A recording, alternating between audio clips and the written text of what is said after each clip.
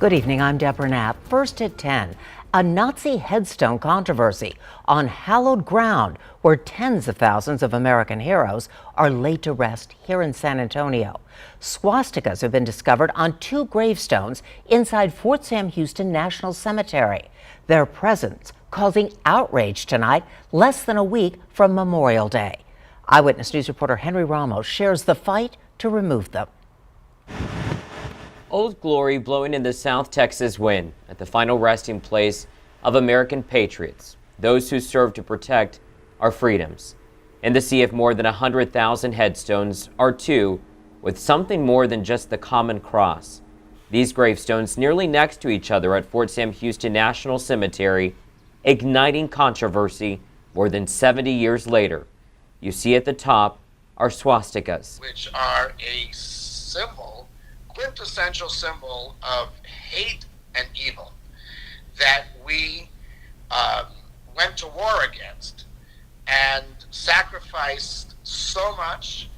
And on this very hallowed ground, there are soldiers that lost their lives, sacrificed their lives, dedicated to eradicating this very evil. Rabbi Chaim Block is the executive director of the Chabad Center for Jewish Life and Learning here in San Antonio. He's upset about the swastikas on the headstones of the 2 German prisoners of war who died in 1943. There are other similar headstones in Utah. Several groups are calling on the VA to have the symbols removed after they were recently discovered. The Jewish Federation of San Antonio says the representation of the swastikas and the messaging on these gravestones is a dishonor to soldiers and to our U.S. military. Rabbi Block understands the sacredness of these headstones, but says something has to be done. When you come across a swastika with a statement, died far from home, fighting for the Fuhrer in an American cemetery, and no one does anything about it, or the VA doesn't do anything about it, that is not consistent with our values and with what America stands for.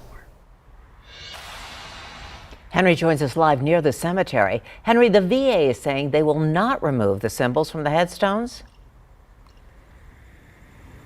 Not going to touch them, Deborah. The VA says it has no plans in disturbing these grave sites. Officials say the VA was not in charge of the cemetery when these burials happened in the 40s. The Army was.